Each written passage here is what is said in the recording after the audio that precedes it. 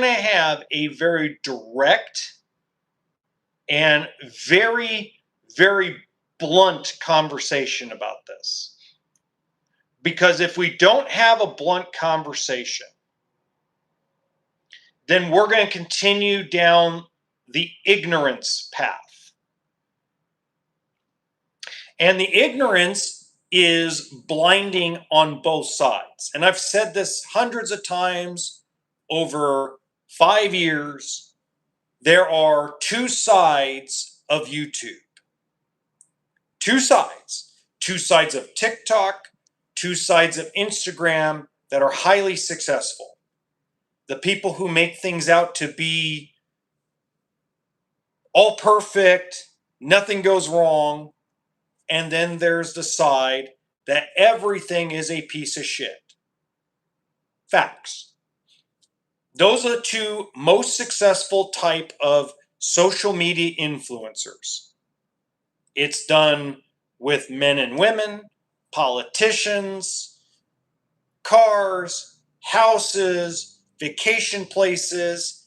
If you look at the most successful people on the internet, they either try to make you believe that life is perfect, or they try to make you believe the world is ending.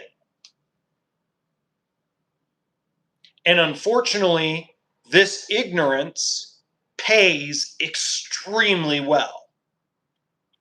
You have one young lady in this space that makes $20,000, $30,000, $40,000 a month doing nothing but negative videos about the RV industry. And then you have guys making 15, 18, 20, 25 grand a month kissing the RV manufacturer's ass. Facts.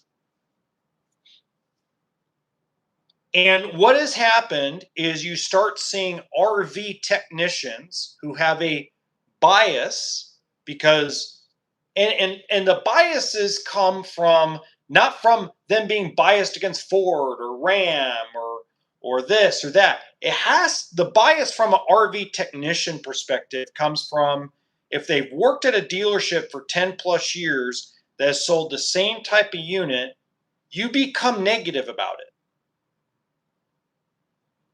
And it doesn't matter what brand. It could be Brinkley. It could be Grand Design. It could be Forest River. When you get to a certain point where you keep working on the same unit every single day, on the same one or two problems every single week, as an RV technician, you're going to just think nothing but negatively. My dad is a perfect example of this. My father was an auto mechanic. My father hated Toyota. Hated Toyota. From 1989 to 2002, the day he passed away, he would never let anybody in the family touch a Toyota car. Toyota is one of the most reliable vehicles on earth.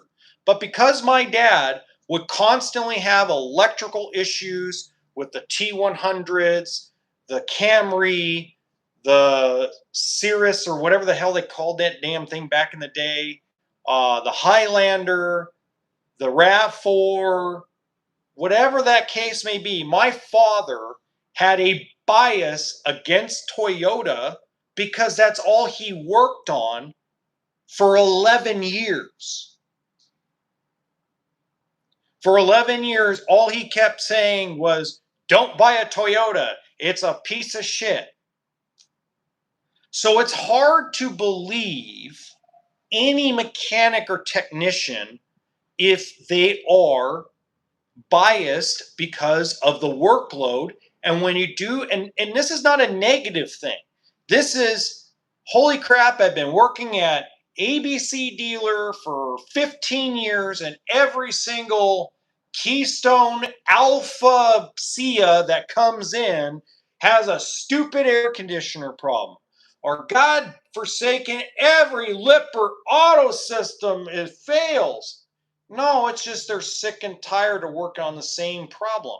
even if the dealership sold 75 units that were perfect and 10 of them kept coming back with the same issue, it's, oh my god, everything built's a pile of junk, everything built's a pile of shit.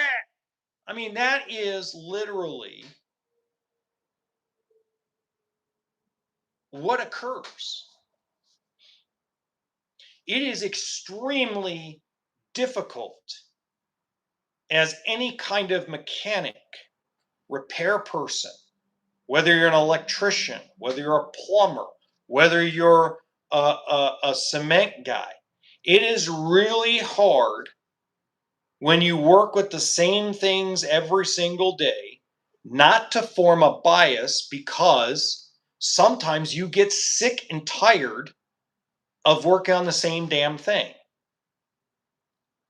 My biggest bias in the RV industry is Mercedes motorhomes.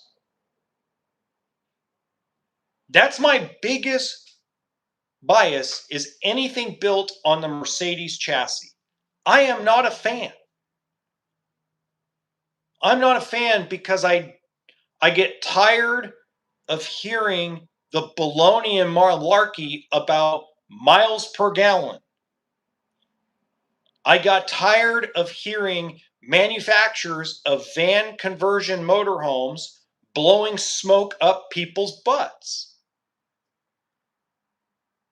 I got tired of it. So, me personally, I have a bias against Class B motorhomes, and I sold them for the first 11 years of my 17 years in this industry.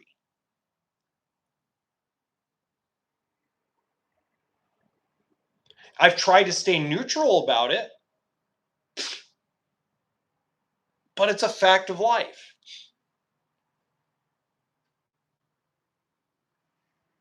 So when we're watching YouTube, when we're watching TikTok, Facebook, Instagram, and we see all the negativity surrounding any industry,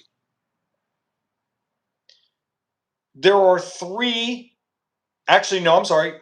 ways to look at it. How many of them are the absolute truth? I'm not going to tell you none of them. Look at Paving New Paths. If you don't know who Paving New Paths is, I'll link later on when I do clips of this episode.